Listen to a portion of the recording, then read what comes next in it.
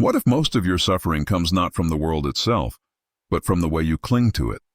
What if peace is not something you chase, but something you uncover the moment you stop caring about the wrong things? Michel de Montaigne, the French philosopher who lived through war, plague, and political chaos, quietly suggested that much of our misery comes from one illusion: the belief that we can and must control everything. His essays do not scream with grand systems like Nietzsche or Kant, but whisper with human honesty. He admits to fear, weakness, contradiction, and in those confessions, he left behind a strange kind of strength, freedom through letting go. The prison of overcaring. Imagine a young woman named Aisha. She scrolls through social media late into the night, every image a reminder of what she lacks. Someone else is on vacation, another buying a new car, another celebrating an engagement. She feels behind, inadequate, anxious. She tells herself, if only I worked harder, looked better, earned more, then I'd finally feel at peace, but peace never comes. Because the more she cares about everything, every opinion, every comparison, every possible outcome, the more she strangles her own life. Montaigne would have recognized Aisha's torment. In his century, people fought wars for honor, reputation, and rigid beliefs. He saw men kill each other over opinions, obsess over the judgment of neighbors, and waste life in the pursuit of control. For him, the tragedy was not death. It was the way people died without ever having truly lived. The illusion of control. Montaigne once wrote, "My life has been full of terrible misfortunes, most of which never happened." Read that again. Most of our misfortunes never actually happen. They exist only in our imagination, as fears, projections, worries.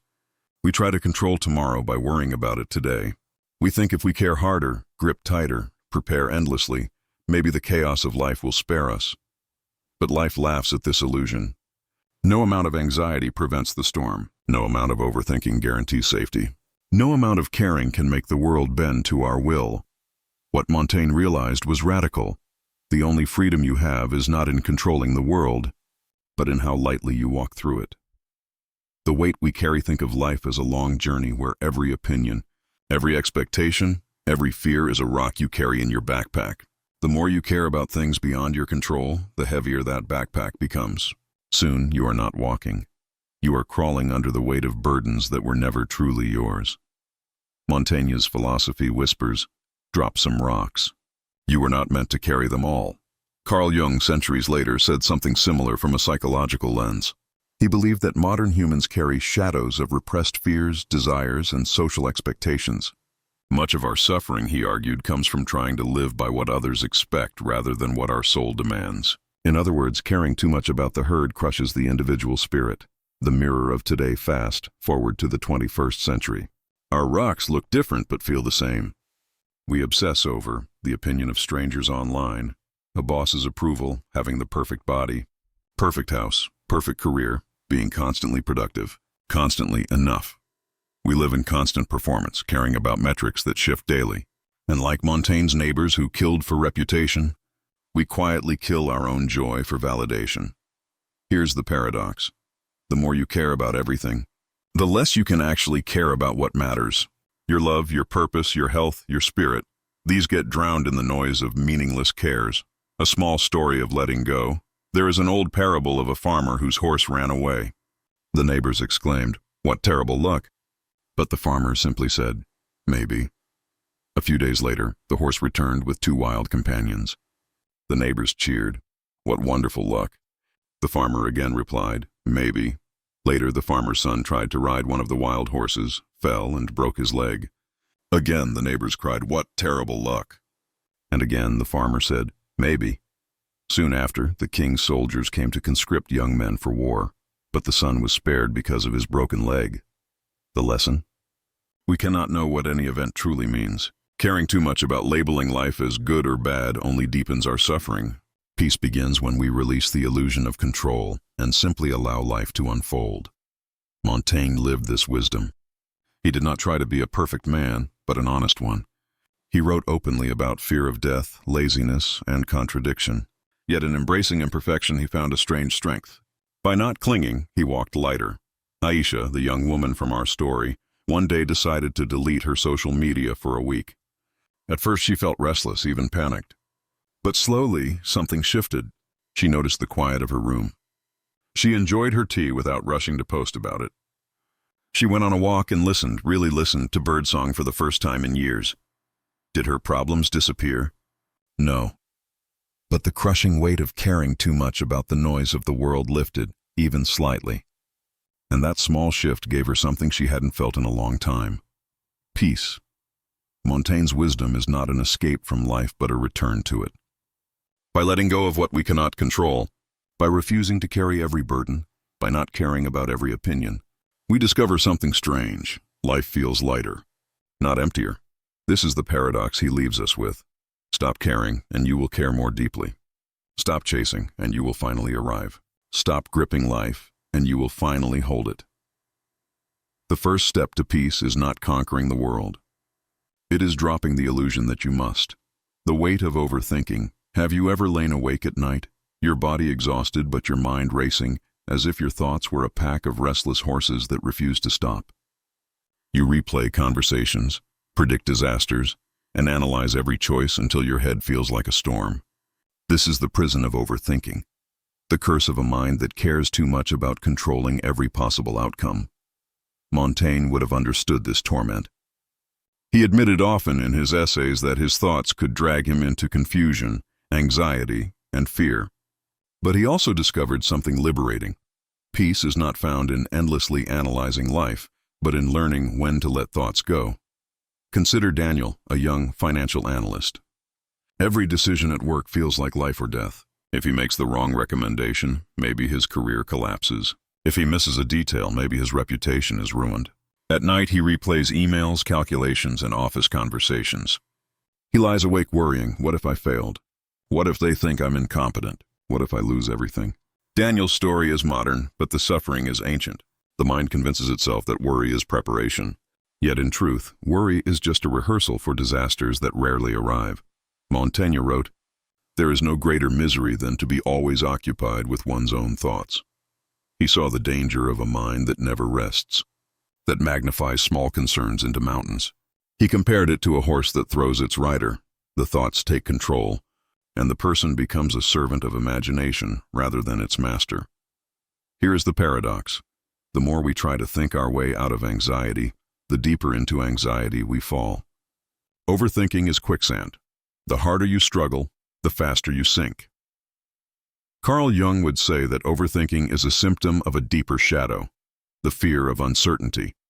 We overthink because we cannot tolerate the unknown. The shadow whispers, "If you don't control everything, you'll be destroyed." And so, like Daniel, we try to solve life before it even happens.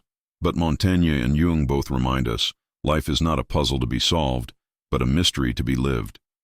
Overthinking does not eliminate uncertainty. It multiplies it. Imagine again the metaphor from part 1, life as a journey with a backpack. Overthinking is like picking up every stone on the road, examining it, then putting it in your pack, just in case. Soon you are carrying thousands of stones, regrets, fears, imagined conversations, possible futures. The weight crushes you. Montaigne's gentle wisdom says, you don't need to carry every stone. Some you can simply leave on the road. There is a Zen tale of a monk who carried a heavy sack wherever he went. One day another monk asked, "Why do you carry it?" The first monk replied, "Because I fear I may need what's inside." The second monk asked, "And what is inside?" The first opened the sack. It was empty. So it is with overthinking. We carry the heavy weight of emptiness, convinced it keeps us safe. Today, overthinking is amplified by technology. Endless notifications, breaking news, constant comparisons. Our brains are flooded with reasons to worry. Psychologists call it analysis paralysis.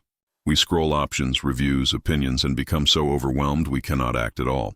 Schopenhauer would have called this the tragedy of reason misused.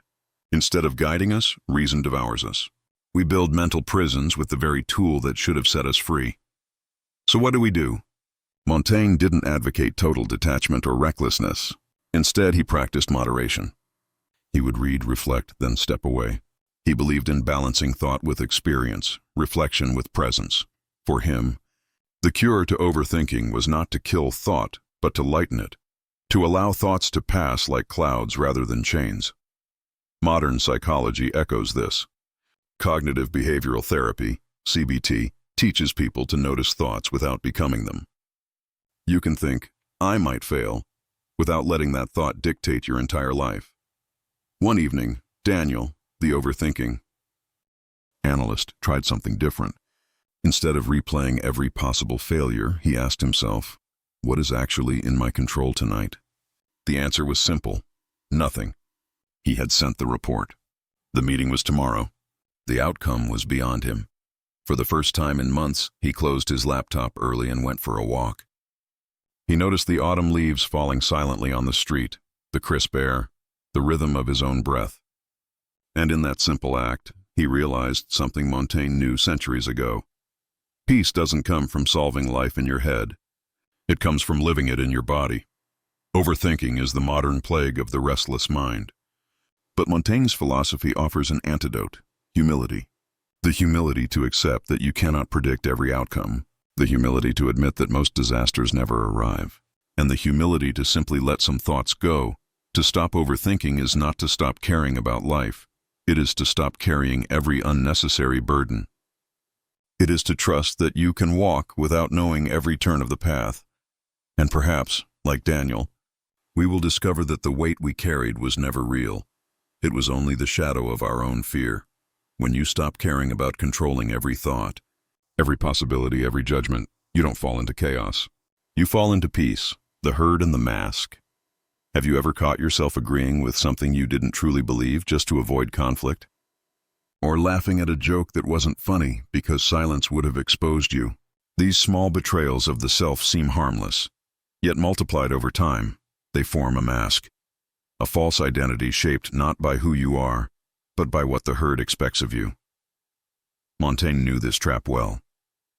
He lived in a society obsessed with reputation, honor, and conformity. Men fought duels over insults, women were silenced into roles, and philosophers were expected to sound certain even when they were full of doubt. Montaigne resisted. He admitted weakness, contradiction, even ignorance. In doing so, he broke free from the herd's demand to wear a mask. Centuries later, Schopenhauer would write about the tyranny of the herd. He believed most people prefer to think with the group rather than alone, because it feels safer. Independent thought is lonely, even dangerous. To go against the herd is to risk exile. But Schopenhauer also warned, the herd destroys reason. When you surrender your mind to the group, you lose your individuality. You live by borrowed opinions, borrowed fears, borrowed dreams. Life becomes secondhand. Think of social media today. Trends dictate our opinions before we've even considered them. Outrage spreads like wildfire. To disagree is to risk attack. And so we nod along, wear the mask, and hope to belong. But belonging at the cost of truth is a slow death of the soul. Kierkegaard, the Danish philosopher, was even harsher. He wrote, "The crowd is untruthful." By this he meant that the more we merge into the collective, the further we drift from authentic existence. Truth is found in the single individual, standing before God, before conscience, before the reality of death. When you dissolve into the herd, you escape responsibility for your own choices. You say, "Everyone does it," as if that excuses you. But Kierkegaard would say, "No, the crowd will not answer for your life. You will." Carl Jung introduced the concept of the persona, the mask we wear to fit society. The persona is necessary. We all need roles to function, but when the mask hardens, when you confuse it with your true self, you become alienated from your inner life. The parts of you that don't fit the mask, the anger, fear, creativity, vulnerability, are pushed into the shadow. Over time, the shadow grows restless. It leaks out in addictions, breakdowns, and secret habits. Jung warned that what we refuse to face in ourselves eventually controls us. So here is the paradox. By caring too much about how others see us, we lose sight of who we truly are. Consider Amir, a law student. From the outside, he is everything his family dreamed of. Ambitious, polished, obedient. He posts pictures of long study nights, quotes about success, smiles at every family gathering. But when he's alone, he feels hollow. He doesn't care about law. His true passion is writing. But to admit that would disappoint his parents, confuse his peers, and risk failure. So he wears the mask. He convinces even himself that this is what he wants. Yet at night, when the house is silent, He opens a hidden notebook and pours his soul into pages no one will see. Amir's suffering is not unique. It is the suffering of millions who trade authenticity for approval. The mask protects, but it also suffocates. Montaigne's quiet rebellion was to write himself honestly, his fears, contradictions, and even his bodily functions. He cared less about reputation than about truth. He did not pretend to be a sage above human weakness. Instead, he showed that weakness itself was human truth. His message was clear. Stop caring so much about the herd's approval. Their masks cannot give you peace. Only the naked self can. Today, the herd is louder than ever. Algorithms amplify conformity. Viral trends reward imitation. We wear digital masks, carefully curated profiles, polished statements, filtered images. Yet studies show that rates of anxiety, depression, and loneliness rise with social media use. Why? Because deep down we know the mask is a lie. We know the approval we chase is hollow, and we fear that if people saw us unmasked, they would turn away. But Montaigne, Schopenhauer, Kierkegaard, and Jung whisper the same truth. Better to be rejected for who you are than loved for who you are not. One day, Amir finally confessed to his closest friend, "I don't want to be a lawyer. I want to write." He braced for judgment, but instead his friend smiled and said, "Then write. The world has enough lawyers pretending to be happy." It was a small step, but it cracked the mask. For the first time, Amir felt air on his real skin. The herd offers comfort, but at the cost of truth. The mask offers safety, but at the cost of self. Montaigne teaches us that peace does not come from endless approval, but from the courage to live honestly, even if it means walking alone. So ask yourself, whose mask are you wearing? What truths have you buried beneath the herd's expectations? And are you willing even for a moment to stop caring about belonging, so you can finally belong to yourself? Because in the end, the crowd will forget you.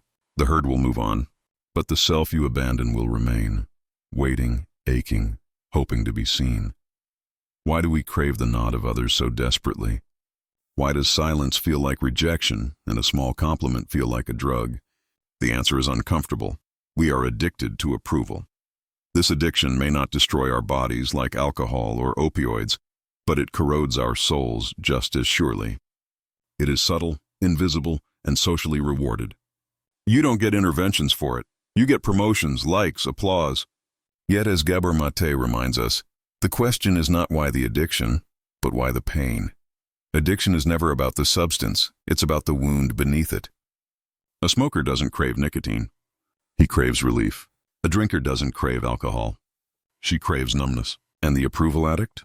He doesn't crave validation. He craves love, belonging, safety. When those needs are unmet, approval becomes a substitute. But like any drug, the relief fades quickly, leaving behind emptiness, and the cycle repeats. Montaigne saw this centuries before psychology gave it a name. He noticed how people obsessed over their public image, their titles, their good name. He mocked this vanity, observing that men would rather die in battle for honor than live in obscurity with peace.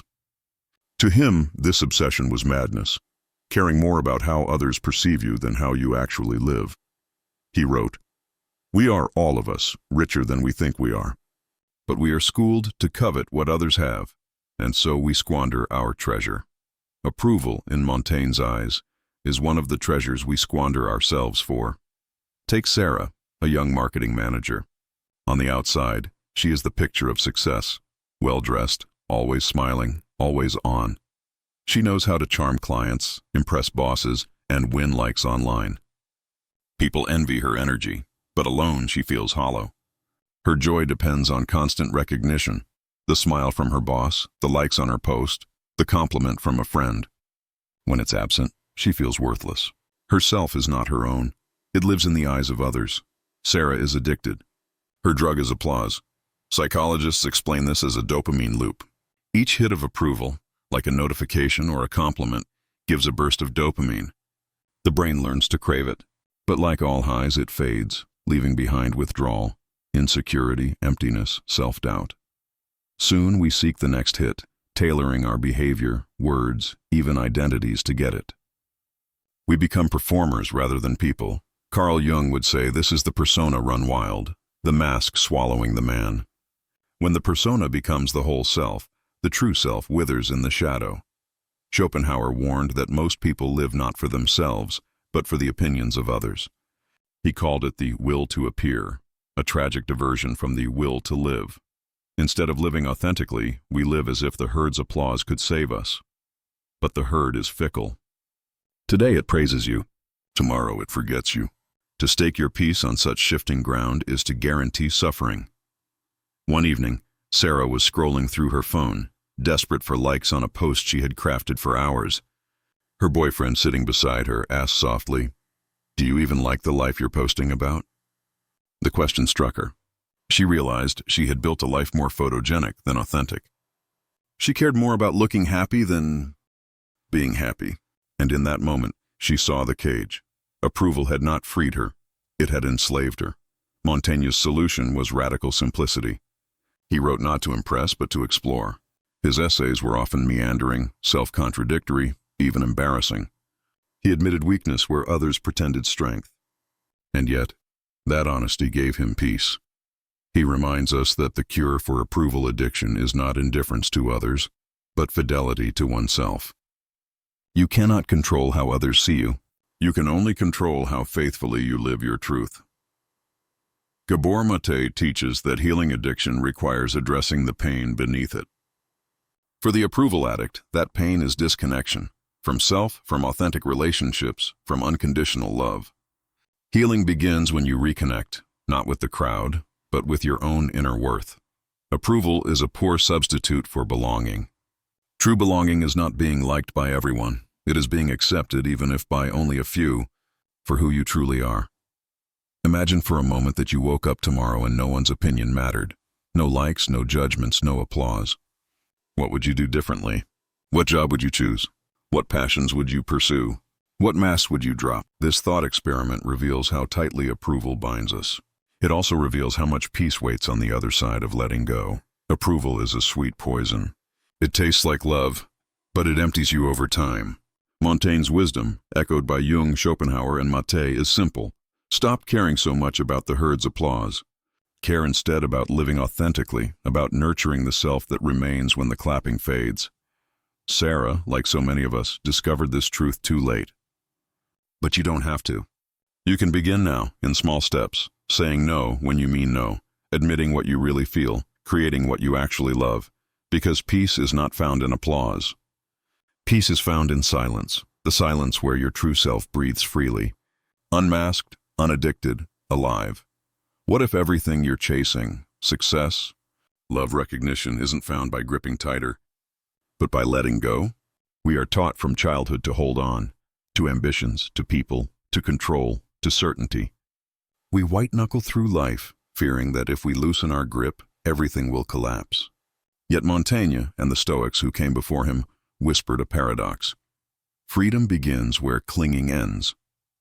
Marcus Aurelius wrote in Meditations, "You have power over your mind, not outside events. Realize this and you will find strength." But most of us live the opposite way. We obsess over external outcomes, how others see us, whether our plans succeed, how the world treats us. When things go wrong, we feel betrayed, angry, hopeless. Our peace dangles on the strings of things we cannot command. This is the great human error, mistaking control for security. Montaigne retreated to his family estate after serving in politics. Surrounded by chaos in France, civil wars, corruption, plague, he realized he could not control his country, nor the madness of its people. But he could control his inner garden. In his tower, he carved these words above the ceiling beams. "I do not understand. I pause. I will examine." Rather than clutching at certainty, he embraced uncertainty. Rather than forcing outcomes, he studied life as it unfolded. His essays were acts of letting go, confessing ignorance, laughing at his own contradictions, accepting death as part of living. Today, our grip takes new forms. We cling to schedules, algorithms, fitness trackers, diets, bank accounts, relationships. We monitor, plan, predict, and analyze as if life were a machine to be managed. Yet the more we cling, the more anxious we become. Think of David, a young entrepreneur. He checked his phone 300 times a day, desperate for updates, sales, emails, market trends. Each ping made his heart race. At night, he lay awake rehearsing conversations, replaying failures, strategizing endlessly. He thought his tight grip made him successful, but in truth, it made him a prisoner. When his startup collapsed, David felt not only financial loss, but the collapse of his identity. Who was he without the illusion of control? Nietzsche once said, "He who has a reason to live can bear almost anyhow." The problem is not that life is uncertain, but that we demand it to be otherwise. We resist its wildness, its fire, instead of dancing with it. Nietzsche urged us not to fear uncertainty, but to embrace it, to love our fate, amor fati. To affirm life not as we wish it, but as it is, David, after months of depression, stumbled on this truth. He began running in the mornings without tracking his pace. He painted, though he wasn't good at it. He cooked without measuring ingredients. Slowly, he discovered joy in the very things he couldn't control. He realized life was never meant to be mastered. It was meant to be lived. Montaigne believed that peace comes not from order, but from acceptance. He laughed at men who built their lives around achievements, status, and power, only to die unsatisfied. He wrote, "It is vanity to wish for a life other than your own. To let go does not mean apathy. It means caring deeply while releasing your demand that life obey your script. It means acting with integrity, but not attaching your soul to the result." Carl Jung would add that our obsession with control is a mask for fear. The more fragile we feel inside, the more tightly we grip outside. Control becomes a way to avoid confronting the chaos within. But when you let go, you confront that inner shadow, the vulnerability, the insecurity, the unknown. And in doing so, you integrate it. You discover you are stronger than you imagined, precisely because you no longer need to control everything. One day, Montaigne's horse threw him violently to the ground. He lay unconscious near death. When he awoke, he described the experience as strangely peaceful. He felt himself drifting, unconcerned whether he lived or died. That brush with death changed him. He wrote later that much of human suffering comes not from pain itself, but from our resistance to it, our refusal to let go. He had tasted release, and he carried its wisdom back into life. Imagine holding a rope tied to a wild horse. The horse thrashes, pulls, drags you through dirt. You grip tighter, thinking strength will save you. But the harder you hold, the more you suffer. Now imagine letting go. The horse runs free. You fall, yes, but you rise without the rope tearing your skin. That is the difference between control and freedom. Letting go does not mean passivity. It means choosing wisely where to place your effort, in the realm of your mind, your values, your actions, not in the realm of chance, approval, or fate. Marcus Aurelius ruled an empire yet accepted plague, war, and death as beyond him. Montaigne withdrew from politics and found peace in writing, not in fixing France. David lost his startup but gained his life. The world is wild. The rope will burn you raw if you clutch it. The paradox is this: only when you let go can your hands finally heal. So ask yourself, what rope are you holding too tightly? Whose opinion, what plan, what outcome, what illusion of certainty? What would happen if you simply let go? You may fear collapse. But as Montaigne, Nietzsche, and Aurelius teach us, the opposite is true. Collapse is what happens when you grip forever. Peace is what happens when you open your hand, because in letting go, you are not losing life. You are finally living it. What is peace? Is it the absence of pain or the presence of something deeper? We chase peace like it's a destination. When I earn enough, when I find love, when I retire, when I escape stress, then I'll finally rest. But Montaigne, after a life of war, politics, and private reflection, suggested otherwise. Peace isn't a future prize. It's a present practice. Montaigne once wrote, "My life has been full of terrible misfortunes, most of which never happened." In that wry sentence lies a lifetime of wisdom. Most of our unrest comes not from life itself, but from our minds, our endless rehearsals of disasters, our fear of judgment, our grasping at control. Peace is not about arranging the world perfectly. It's about arranging ourselves within it. Our world today feels anything but peaceful. News cycles scream crisis. Social media thrives on outrage. Workplaces reward exhaustion. Relationships strain under pressure. Anxiety is no longer an exception. It's a baseline, but Montaigne's time was not calmer. He lived through plagues, religious wars, and personal losses. He too saw chaos all around him. Yet he wrote essays that sound like a man sitting quietly by a window, sipping wine, thinking aloud. How? Because he discovered that the world need not be calm for the mind to be at rest. Carl Jung argued that peace is not found in conformity, but in individuation, the process of becoming whole. When we stop fleeing our shadow, when we stop living only for approval, when we embrace our contradictions, we become anchored in ourselves. This inner anchoring is peace, the quiet knowledge that you are aligned with your own truth. Without this, even a calm life feels restless. With this, even a turbulent life feels bearable.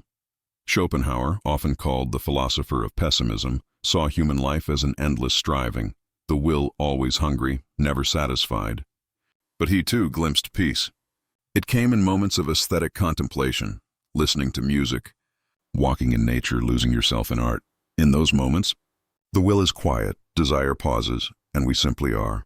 Peace, then, is not the absence of struggle, but the suspension of grasping. It's the breath between battles.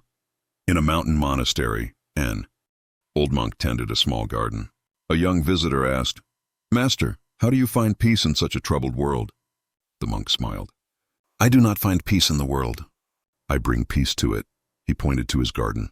"When I weed, I only weed. When I drink tea, I only drink tea. When I grieve, I only grieve. I live each moment fully, without demanding it be different. This is peace." The visitor frowned. "So peace is just simplicity?" "Not simplicity," said the monk. "Honesty. The world is not simple, but I can be honest with it, and with myself. That honesty is enough." This story echoes Montaigne's way. Ordinary life, lived without pretense, becomes extraordinary peace. Our age confuses peace with distraction. We scroll, binge, consume, medicate, and chase experiences, hoping to drown out unease. But distraction is not peace, it is escape. And escape never lasts. True peace asks us to stop running, stop masking, stop numbing. To face ourselves, our pain, our mortality, and still say, "This is enough. I am enough." Tolstoy, after fame and wealth, reached a breaking point. He contemplated suicide, despairing at life's futility. But he found renewal not in achievements, but in the quiet faith of peasants, ordinary people living simply, working the land, loving their families. For them, peace was not found in grand philosophies, but in small, daily fidelity. Tolstoy realized, meaning and peace are not separate. To live truthfully, humbly, and with love, that is peace. The practice of peace. So what does Montaigne teach us across centuries? Stop caring excessively. Not about everything, but about what doesn't matter. Status, image, the herd's approval. Embrace uncertainty. Control is a rope that burns your hands. Let go, and you find freedom. Face mortality. To accept death is to live fully. Peace grows when fear recedes. Live authentically. Jung reminds us that masks bring exhaustion. Wholeness brings calm. Pause. Desire. Schopenhauer's wisdom. Step outside the frenzy. Even for moments, to taste quiet. Stay present. The monk's garden. Montaigne's essays. Aurelius's meditations all whisper the same. Peace is here, in this breath. If only we stop fleeing. Maybe peace was never meant to be a distant achievement, waiting at the end of struggle. Maybe it is what you uncover when you stop clinging, stop pretending, stop running. Montaigne discovered it in a tower of books. Aurelius found it on a battlefield. Jung found it in dreams. Schopenhauer found it in music. Tolstoy found it among peasants. Where will you find it? Perhaps the answer is simpler than we imagine. In your own heart right now, if you dare to stop caring about what doesn't matter and start living what does. Peace is not the end of the journey. Peace is the journey, the end.